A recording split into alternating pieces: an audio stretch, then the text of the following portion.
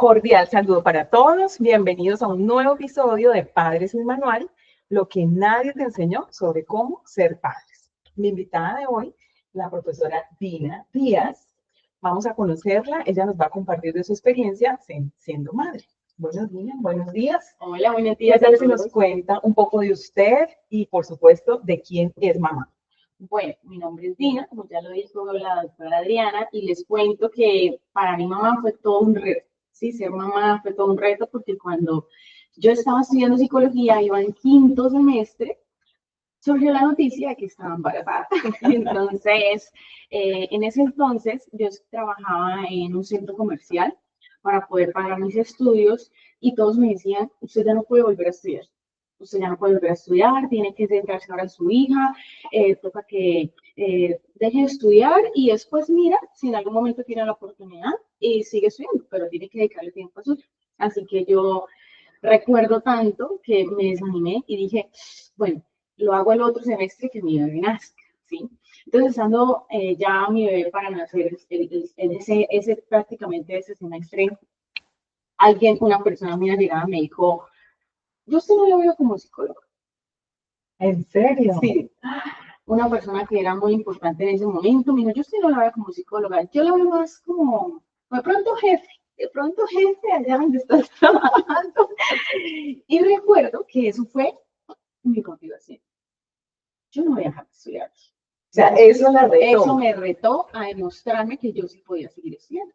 Así que yo recuerdo que yo en ese centro comercial había muchas personas adultas, por lo general eran muy pocos los jóvenes que habían eran como los cajeros que estudiaban y entonces trabajaban por horas, cuando eso se permitía que la gente solo trabajara y les ganaban como lo que le dieran las personas. Ajá. Y podían estudiar y trabajar, eso no había ningún problema legal en ese entonces. Así que no habían jóvenes como yo en ese entonces trabajando directamente, éramos muy pocos, y los que sí no estaban estudiando, o sea, se visualizaban ahí toda la vida. Así que el conflicto social que había era grandísimo, porque yo era la única que estudiaba, aparte de eso, que tenía permitido trabajar solo de 6 a 2:30, entonces decían que yo tenía corona, que yo era... Y ahora iba a ser mamá. Y ahora iba a ser mamá. Entonces surgieron todos los conflictos, ¿no? Como que, ay, ahora le toca dejar de estudiar, me decían la mayoría de personas. Y lo más increíble, que para mí yo creo que fue como lo más que me costó entender, fue que la mayoría eran las mujeres. Increíble, ¿no? Las mujeres mamás. ¿Sí? Las mujeres mamás. O sea, que habían vivido esa experiencia. Exacto. Entonces, Dios, bueno, Dina, cuéntenos, ¿usted es mamá de quién? De Helen Nicole, se llama Helen. Helen, ¿cuántos años tiene Helen? Helen ya tiene 8 años. Dios, es muy grande. Helen ya tiene 8 años. Sí. Bueno, Dina, yo me pregunto, una mujer como usted, estudiada, psicóloga, en ese momento pues ya llevaba la mitad de su carrera, un poquito más de la mitad de su carrera en curso. Seguramente sabía muchas cosas de la crianza o de los niños, pero cuando ya llega Helen a sus brazos y en estos 8 años, cuéntenos un poquito de esas cosas que le ha tocado aprender a usted por su cuenta, que de pronto no estaba preparada para eso, y fue sobre la marcha. Yo no sabía que era mi mamá, yo solo lo veía en películas.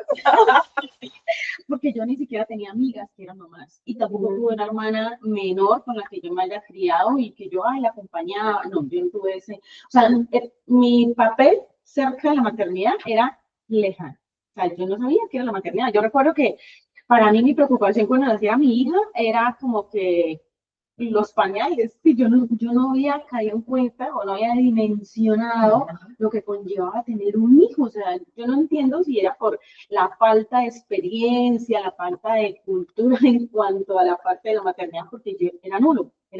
Cuando me enfrenté a esta realidad, dije, yo no voy a poder volver a salir. Sí, buscar que se quede con la bebé.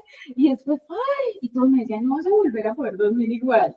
Y todos me decían, jamás se la iba a volver a dormir igual. Y ya, qué exagerado.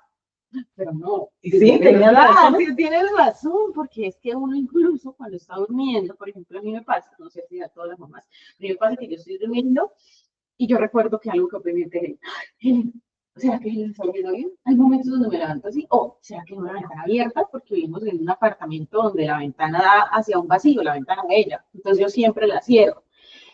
Entonces, a veces me levanto así y voy y miro y la niña la abrió porque tenía calor. Entonces, claro, uno como papá, como madre, no vuelve a hacer el mismo, uno siempre está en automático, algunas veces como mamá y en el trabajo, o viceversa, ¿no? En el trabajo automático y como mamá pensando. Dina, usted dice algo muy, muy bonito que quisiera que nos pudiera explicar un poco más cuando usted dice, no volví a ser igual. Uno ya no vuelve a ser igual cuando es mamá, cuando es papá. ¿Qué es eso que ya no vuelve a ser? Pues yo creo que uno como padre se vuelve mucho más responsable, ¿sí? Más consciente del peligro. Entonces uno ya no actúa por inercia, como por ejemplo uno de joven se le hacía normal y si con un grupo de amigos se acaba de conocer, vamos a ir, sí, vamos al parque, vamos y jugamos uno. O sea, no, como que no nos vamos tan lejos como a, vamos a tomar o algo así por decirlo, porque yo nunca fui a tomar, pero sí era hacer amigos, sí era hacer amigos, estar en un parque con amigas y nos hablaban unos desconocidos y, sí, y terminábamos jugando uno, planeando paseos, haciendo cosas, y para mí eso era genial porque hacía muchos amigos. Cuando me convertí en mamá, ya eso era un riesgo. Yo hice mi padre y mi hija, y si no, y si son personas malas, entonces uno empieza a medir el riesgo. Yo manejo moto desde que tengo pues como 17 años, 16 años, entonces yo también ya no era llegar rápido a mi casa manejando a 110 por hora, porque yo corría muchísimo, sino ya era, no, me voy despacio, prefiero llegar bien, que me está esperando. Entonces, considero que la parte de la maternidad nos vuelve mucho más responsables, más conscientes. Yo desarrollé como ese instinto maternal a nivel social, o sea, yo veo a un niño llorando y a mí me genera qué le pasó, qué tiene, por qué está llorando. Entonces yo me preocupo, me acerco, miro, ¿qué pasa? ¿Estás bien? Sí, entonces eso es algo que antes me surgía la duda, pero no me preocupaba, como que, está llorando, pero ahí está el papá, o ahí está la mamá. En cambio, como cuando me convertí en mamá, es como una alarma, ¿no? Como que ese instinto de proteger a ese niño. Instinto. Dina, me llama mucho la atención lo que usted menciona sobre cómo algunas personas le decían, ay, ya no va a volver a dormir, ya no va a ser igual, pero siento que esos comentarios eran como superficiales, ¿no? O sea, como que en la realidad los cambios son mucho más profundos y trascendentales. Digamos que nos están escuchando nuevas mamás. Sí. De pronto esa Dina de hace 8 años que estaba en esta incertidumbre, ¿qué les podría usted recomendar en ese tono como más profundo de una mamá ya con experiencia? ¿Qué es eso que usted ha aprendido en estos 8 años con Helen? Bueno, yo considero súper importante dejar de lado los estigmas, ¿sí? Los estigmas sociales, las creencias sociales, lo que me dice Juan, lo que me dice Pepito, lo que me dice Martica. Y es más, ¿qué considero yo? ¿Sí? Empezar a construir realidades desde mi experiencia personal y no desde el otro. Siempre me decían, ay, no, usted no puede jamás volver a estudiar. Recuerdo, volviendo a ese tema, una de esas mujeres que era mamá, yo recuerdo que yo estaba embarazada y me puse a llorar de la impotencia de que ya se acababa el semestre y que iba a hacer. Entonces me puse a llorar y estaba así como en un rincón, como llorando. Y llegó esa persona que todo el tiempo en el trabajo me atacaba diciéndome que yo no iba a lograrlo, que yo para qué iba a estudiar, y cuando no era eso era algo en cuanto a lo laboral, y entonces yo me sentía muy perseguida todo el tiempo, y era un momento muy tensionante de mi vida personal, y esa persona me dice, ¿por qué estás llorando? Y yo, no, nada, y yo como que, no, que entre todo mi orgullo, y yo le dije, no, pues porque todos me dicen que estudiar, y pues yo creo que voy a tomar la decisión para pasar tiempo con mi hija. Y esa mujer que durante mucho tiempo me atormentó literalmente, me dijo, no lo hagas, yo lo dejé de hacer, yo tengo mi hijo de 14 años, nunca puedo estudiar, tengo 45, depende de este trabajo porque quién hace terminar de estudiar, quién me va a contratar, y se convirtió en otra persona completamente diferente. Entonces me empezó a hablar desde su experiencia, me pidió disculpas, me dijo que yo podía seguir adelante, que no dejara de estudiar, me dijo que yo era una guerrera y resaltó todas las habilidades que yo creí que nadie notaba. O sea, uno lo considera, pero en este trabajo yo sentía que no, que yo no tenía habilidades, que no valía lo que yo consideraba que valía. Cuando esa persona me dijo eso, me dio ese otro impulso. Entonces, la importancia de saber que muchas veces las personas, cuando terminé mi carrera, lo entendía, en ese entonces no lo entendía, que las personas hablan desde su herida, desde su frustración, desde yo no fui capaz, yo no soy capaz, entonces siempre inconscientemente van a intentar disminuirte o bajarte o demostrarte que así como yo no pude, tú tampoco vas a poder. Entonces buscan herramientas para poder desvalorizar lo que tú eres. Pero es porque su frustración no les permite reconocer que sí se podía. ¿Sí? Entonces, en ese entonces yo no entendía, porque apenas llevaba 5 semestres y pasaron muchas cosas. Entonces, cuando yo comprendí esto, cuando me gradué, le agradecí a la vida y al universo, a Dios, a lo que le quieran agradecer, pero yo entendí la importancia de aprender a entender al otro. ¿Sí? Entonces yo empecé a cambiar mi percepción de cuando alguien me ataca. Cuando alguien me ataca, yo digo, bueno, probablemente esté pasando por algo y yo soy un pico de frustración para esa persona, un detonante, entonces automáticamente esa persona va a querer desmilitarme y va a desvalorizarme. Así que como que marco los límites, pero al mismo tiempo no genero ese resentimiento, sino digo, pues tenemos lo que soluciones, conflictos. O sea, sale a flote la psicóloga Sí, Dina Díaz allí. Ay, qué interesante, qué bonito esto que nos comparte, que nos deja como este consejo también para todos. Entonces, las futuras mamás, súper importante algo, ¿sí? Que yo siempre lo he dicho y lo reconocí en mi maternidad, y es aprender a vivir el duelo de mujer. ¿Sí? ¿Qué es eso, Nina? ¿Qué es Porque eso del duelo de la mujer? cuando uno se convierte en mamá, pues ya no es solo mujer, ahora es mamá.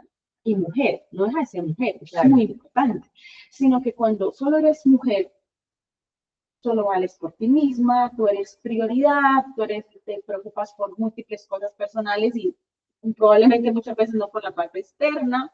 Entonces, no pasa nada si yo llego a las 5 de la mañana, o no pasa nada si me trasnocho hasta las 3 viendo una película, no pasa nada si me levanto a la 1 de la tarde porque quiero almorzar hasta la 1 de la tarde. Entonces, cuando te conviertes en mamá, sí pasa algo.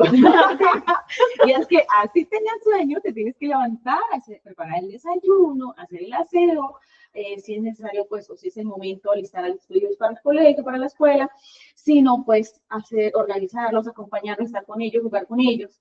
Entonces, muchas veces cuando no se entiende y no se vive este duelo, ¿qué pasa? Son esas mujeres que siendo mamá se frustran, entonces lloran porque quieren salir, porque quieren hacer cosas, entonces entra ese conflicto interno y pues lamentablemente cometemos muchos errores. ¿Sí? Como dejar nuestros hijos siempre con la abuela, con el papá, descuidarlos, ay no, yo sigo siendo mujer, yo puedo salir. Entonces se genera como esa creencia irracional que no, es que yo soy mujer y yo todavía puedo hacer todo lo que yo quiera, y no. No es que yo pueda hacer lo que yo quiera y no tenga una repercusión. Yo puedo hacerlo, pero va a tener una consecuencia probablemente negativa para la crianza de nuestros hijos.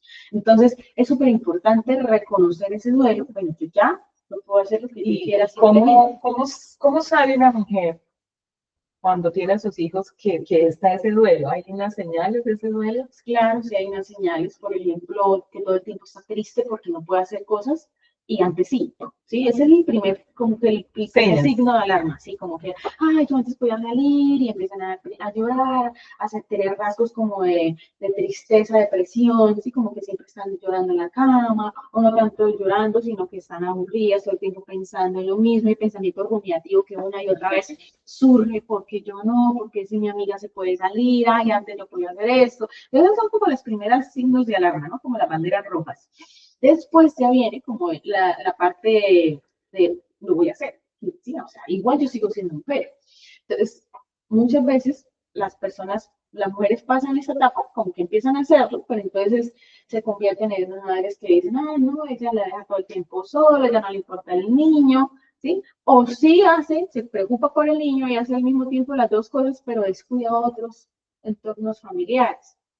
Ya, como su vida personal, como en las cosas del hogar, independientemente de que tenga pareja o no, hago referencia como, no sé, cosas tan sencillas que debemos hacer como mujeres personalmente, organizar la ropa de nuestros hijos, tener nuestra cama, ¿sí? Entonces eso pasa segundo no ser importante porque tengo cosas más importantes como salir corriendo a verme con mis amigos, ¿sí? Yeah. Entonces, es súper fundamental entender que no se trata, no hablamos aquí tampoco de que no es que yo como mujer tengo que tener mi categoría, o que mi marido, por eso hablo de lo natural de una persona, o sea, mantener su casa organizada, tener unas normas en el hogar, como no, yo lavo la loza antes de acostarme porque si no las cucarachas, los animales, ¿sí?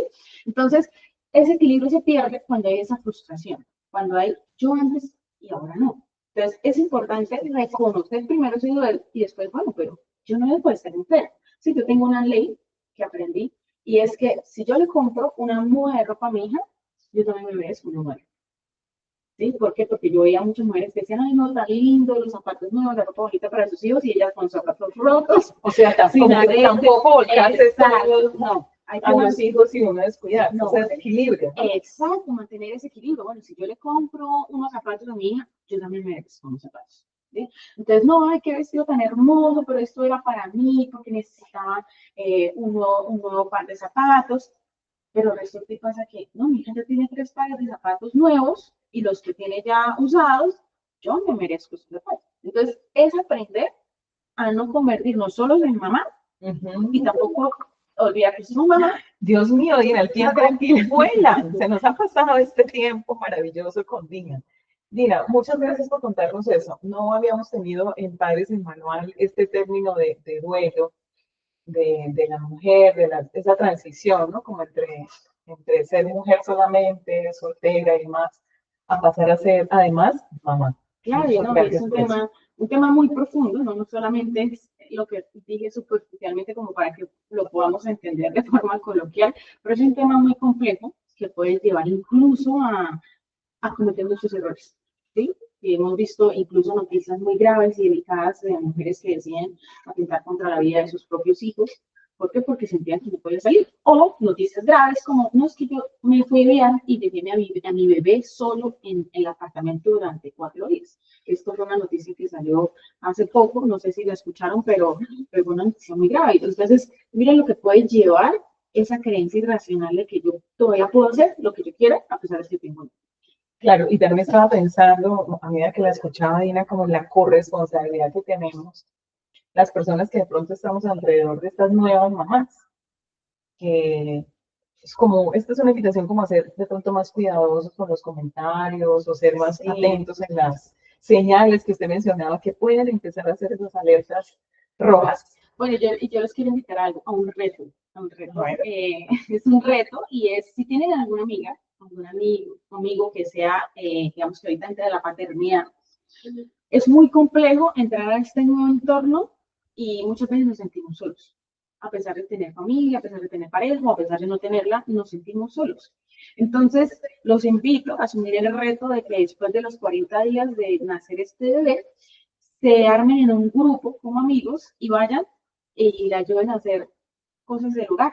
Por ejemplo, hacer aseo, lavar la loza, organizar, limpiar, ayudarle en todo lo que esa personita que acaba de ser mamá pueda sentir ese respaldo, sí, porque muchas veces, sí, vamos a visitarla, llevémosle flores, ay, sí, nos sentamos, le hablamos, pero igual están pasando por un momento muy fuerte y a pesar de que probablemente algunas cuenten con quien les ayude con esos, las labores del hogar, sienten esa falta de ayuda y apoyo. Entonces, ¿qué hago? ¿Qué podemos llegar a hacer? Entonces, muchas veces, a pesar de que vemos que todo está bien, aparentemente resulta que no.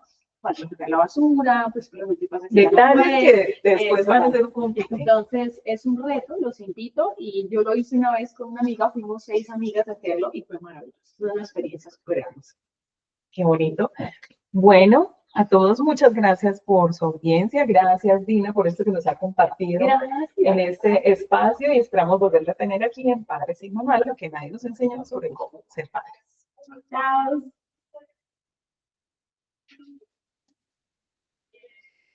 Listo.